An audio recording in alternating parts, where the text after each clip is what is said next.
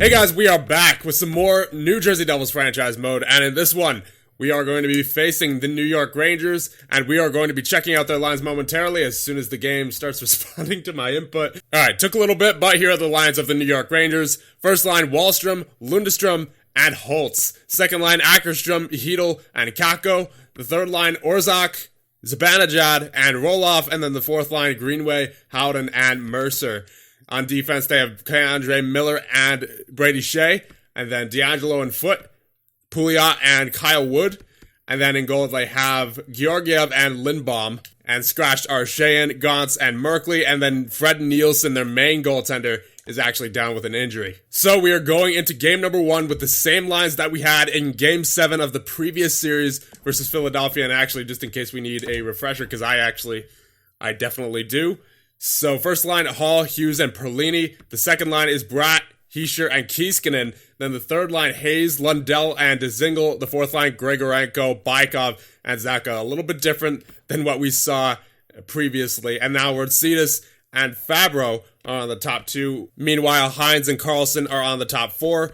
But we still got Caleb Wingels in there in goal. We gotta trust him. So here we go. Game number 1 against the New York Rangers in the second round. We're at home, first period, and that will be a 2-1 lead for New York. A goal by Kakko, and a goal by Shea, and a goal by Kevin Hayes on his old team. So it is 2-1 in favor of the Rangers. Shots are 11-7 in favor of us, but we gotta get another goal on the board there. Second period, and oh boy. Yikes. Taylor Hall on Georgiev, but then Lundestrom, Howden, and Hedel, their center depth coming through clutch right there. First line center, fourth line center, I believe second line center in Hedel. So yeah, I mean, this game is wide open for the New York Rangers, and we need a huge comeback here in the third. Come on, boys. Start out, get an early one, and I'll have some hope, but if not, then it's not looking good. Come on, boys. Yeah, get the score on this power play here. Yeah, it's not looking good.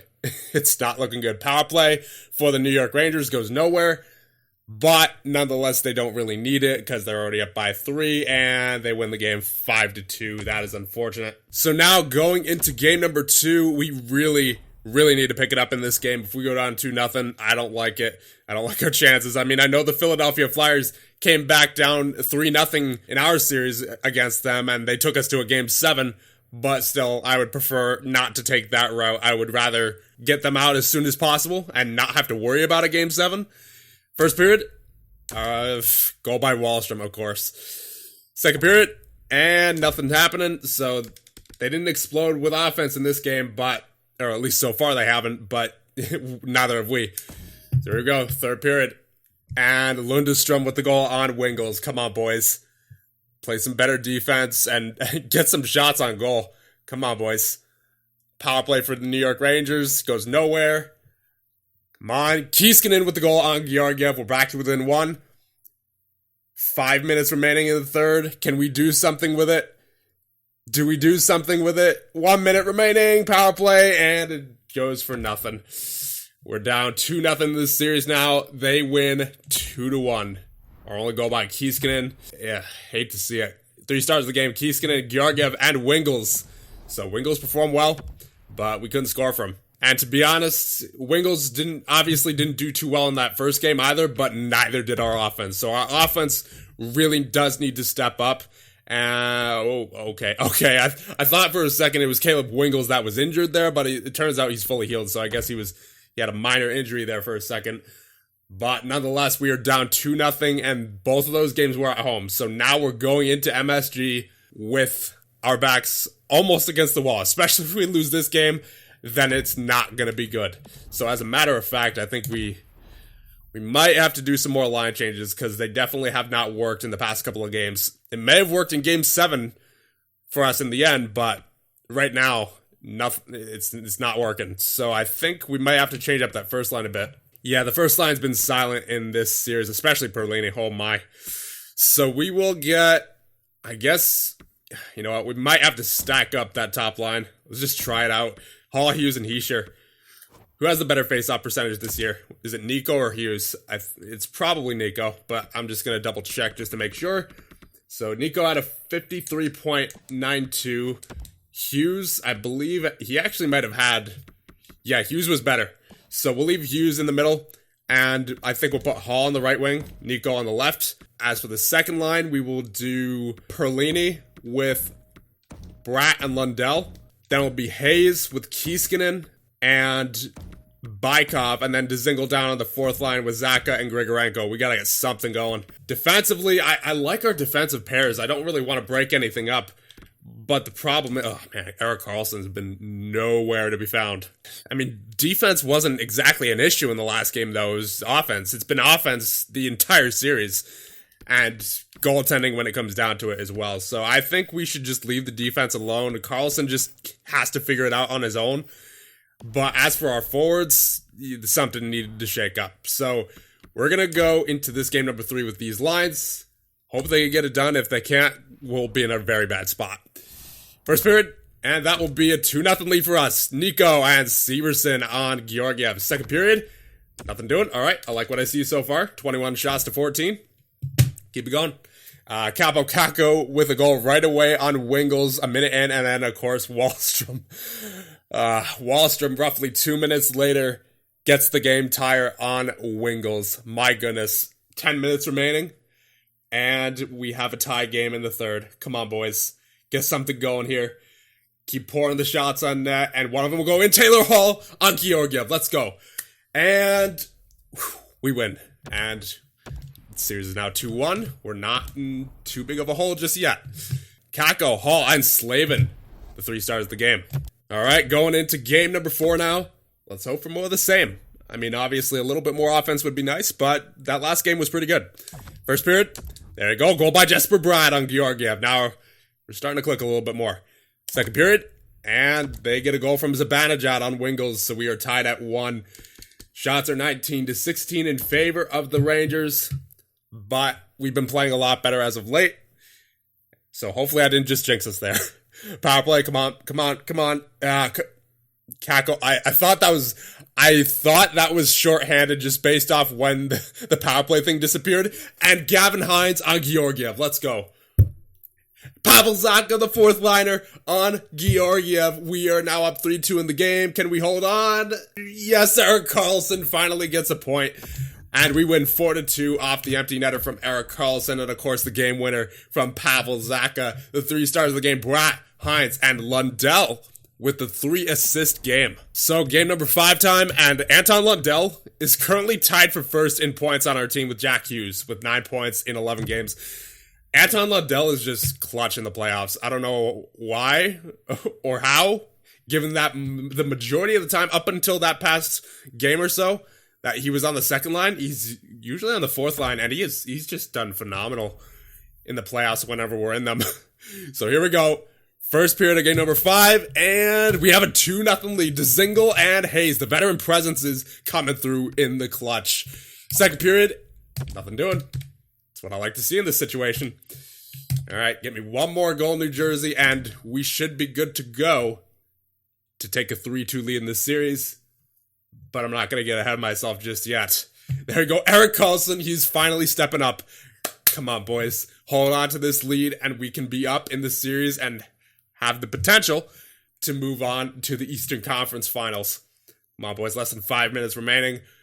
We're looking good. Don't give him anything. And Lundell with the empty netter. We win 4-0.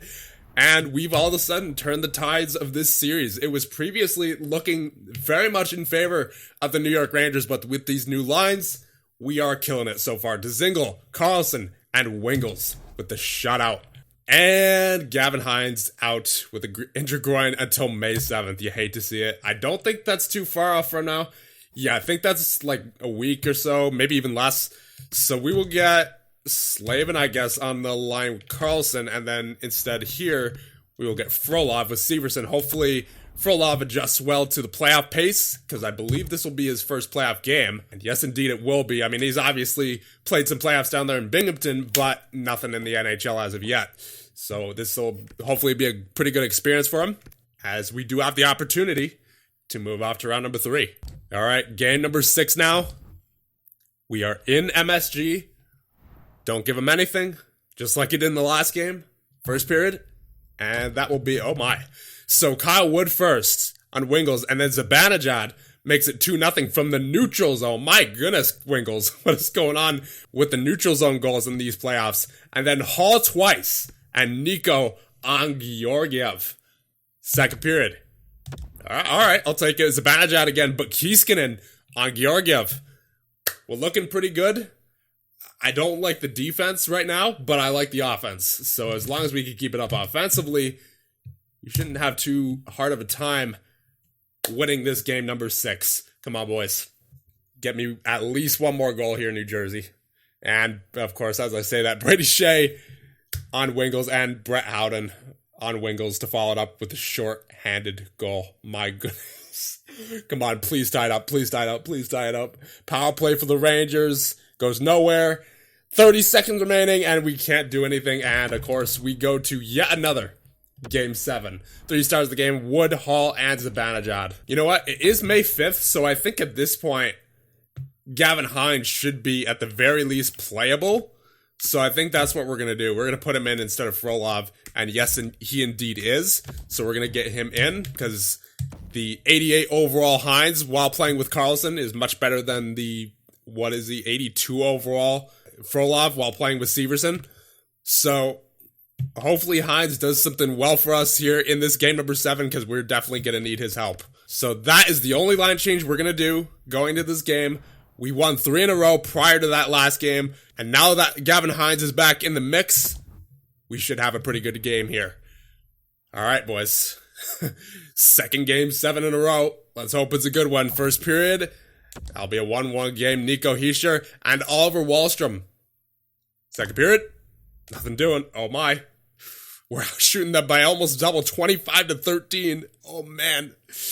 Oh, this is a close game. I mean, it's obviously not close in the shots department, but it's still nonetheless a close game. Here we go. Third period time.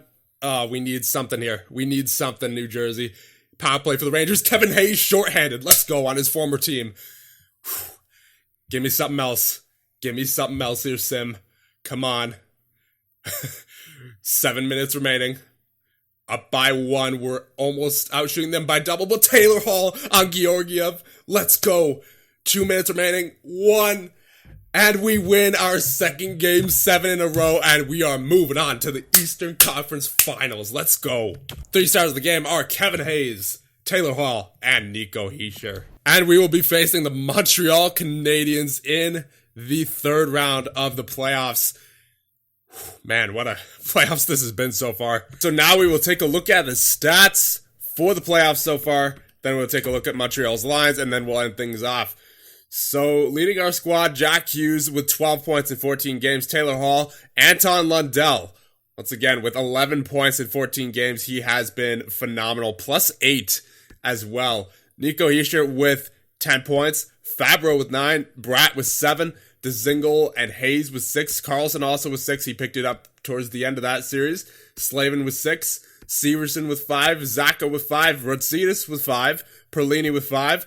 Kiiskinen with 4. Grigorenko with 4, Bykov with 4, Hines with 3, and then Frolov played 1 game. And in goal, Caleb Wingles with a .911 save percentage and 2 shutouts. So pretty good.